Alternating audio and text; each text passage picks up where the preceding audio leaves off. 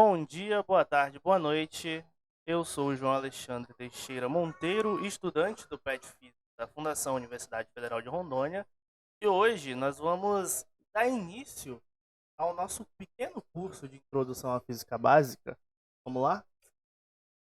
Aqui no próximo slide a gente vê os tópicos que a gente vai ver durante essa aula, que é a evolução da física, a finalidade da física, grandezas físicas, ramos da física, sistema internacional de medida e as divisões da mecânica. Isso a gente vai olhar por cima porque a gente vai se aprofundar mais nas próximas aulas.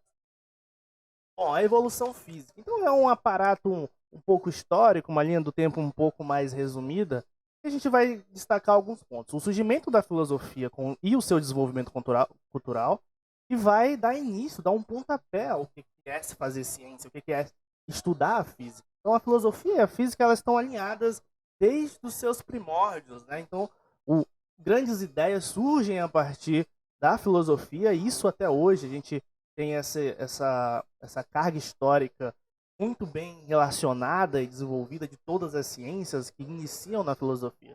Os gregos e as suas definições sobre o que entendemos sobre a física hoje, então os gregos eles adaptaram e foram desenvolvendo suas questões em relação à física e na sua época, e aí vem a chegada da Idade Média, isso anos na frente do desenvolvimento. A Idade Média chega e a ciência passa a ser desvalorizada e acaba entrando em decadência. E aí, durante esse período da Idade Média, você não tinha grandes avanços científicos, você tinha uma questão rosa envolvida ali, então era claro que não tinha clareza sobre o que era fazer ciência. Mas com o fim da Idade Média, que traz uma clareza para que os cientistas comecem a trabalhar, a pesquisar e a desenvolver suas teorias. Né? E foi a partir daí que teve uns grandes booms, depois do fim da Idade Média, vários booms, várias explosões de pesquisas e aplicações científicas. E uma das pessoas mais importantes para isso é o Galileu Galilei, que introduziu o método de testagem na prática na ciência. E ele é lembrado até hoje por a sua historinha com os estudiosos que ele dissesse com o contrário do que ele pesquisava, senão ele ia ser jogado na fogueira.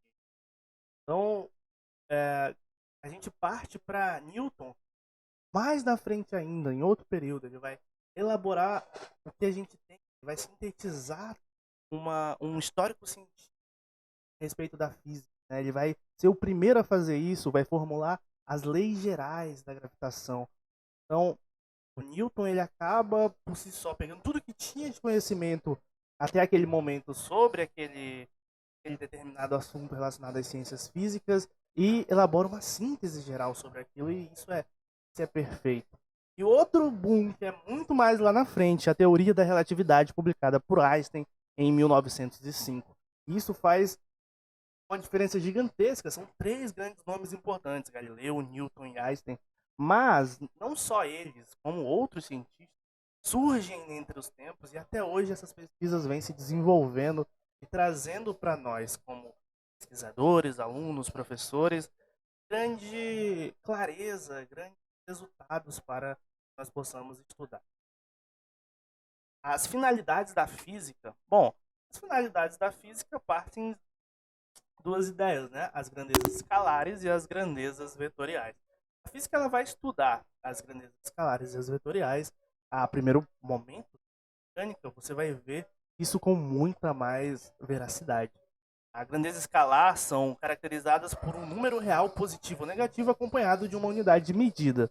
E as grandezas vetoriais são caracterizadas por um número real denominado módulo ou intensidade acompanhado de uma unidade de medida, uma direção e um sentido. A gente tem um exemplo, né, como o exemplo da figura aqui do lado. Considere um carro se movimentando sobre uma estrada retilínea, a figura ali, com velocidade de 200 km por hora, de 20 km por hora. Aí a gente tem como observar para as grandezas físicas de velocidade fica caracterizada, então a gente precisa conhecer elas. Então o seu módulo é 20, ou seja, o seu valor é 20, a sua direção ela é horizontal porque ela está na retilínea e o seu sentido é da esquerda para a direita. Nesse sentido, a gente pode dizer que grandezas físicas que dependem de um módulo, uma direção e um sentido precisam de um módulo, uma direção e sentido para ficar determinadas, são denominadas grandezas vetoriais. Define, então, o que é grandeza vetorial nesse sentido. Agora, para a parte que a gente vai tentar explorar ao longo desse curso, ramos da física. Eu vou apresentar para vocês alguns ramos da física. O ramo que a gente vai dar início, que é o introdutório, nós vamos ter várias aulas sobre isso, é o de mecânica. E dentro da mecânica, ela é dividida inicialmente por 3 pontos, que é a cinemática, a dinâmica e a hidrodinâmica. A cinemática, ela pode ser dividida em escalar e vetorial, a gente viu isso em grandezas escalares e vetoriais.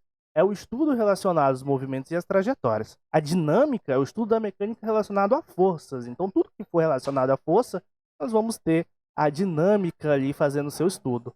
A hidrodinâmica está diretamente associada ao estudo com líquidos. Então, a gente vai ter a força aplicada em líquidos na hidrodinâmica. Outra área da física é a termodinâmica. E pelo óbvio, a gente consegue definir que termo tem a ver com calor. Então, é o estudo diretamente relacionado com o aumento de temperatura e a dilatação de sólidos e de líquidos. Agora nós vamos ver a ótica, o ramo da física da ótica. A ótica é o ramo da física relacionado ao estudo da visão, de suma importância para o desenvolvimento de ramos da ciência, como a astronomia. Ela está dividida em ótica geométrica e ótica física.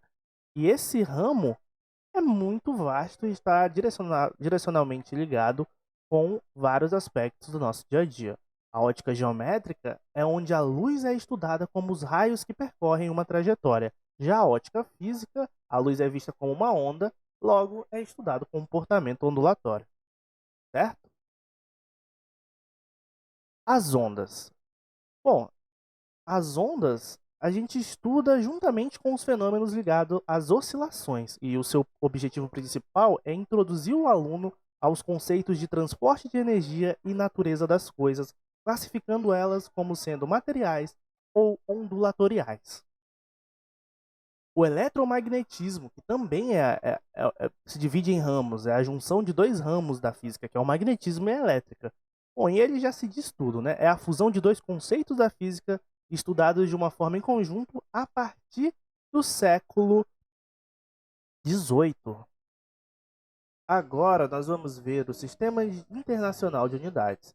O Sistema Internacional de Unidades nada mais é que um grande acordo entre todos os cientistas que existem no mundo, onde eles definiram símbolos para as grandezas, relacionando unidade, símbolo e grandeza, certo?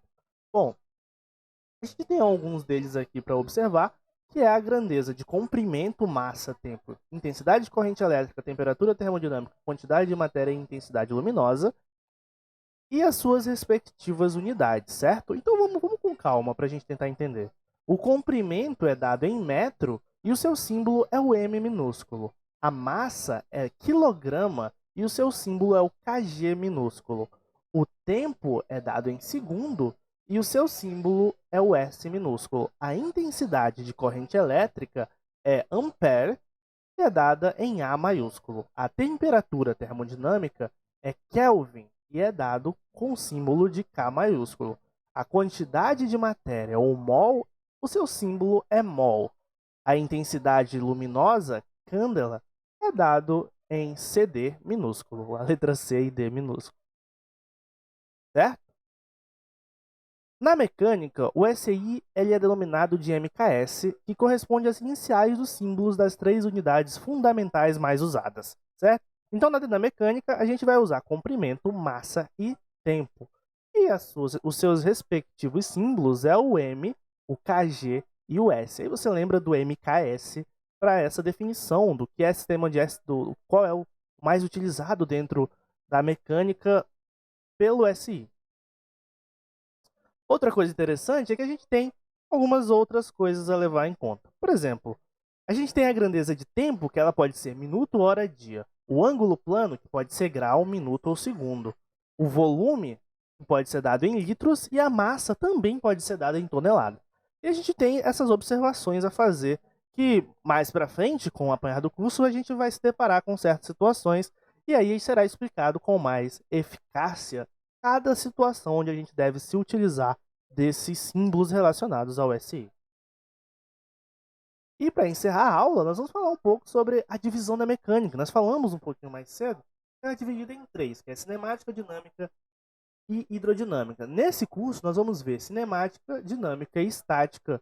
E a cinemática estuda os movimentos dos corpos sem considerar suas causas, já a dinâmica estuda os movimentos dos corpos considerando as suas causas, a estática estuda os corpos em repouso. Bom, a cinemática que a gente vai começar a ver agora, ela vai ser dividida em cinemática escalar e cinemática vetorial. A partir da próxima aula, você já inicia vendo a respeito de cinemática escalar. Então, até a próxima.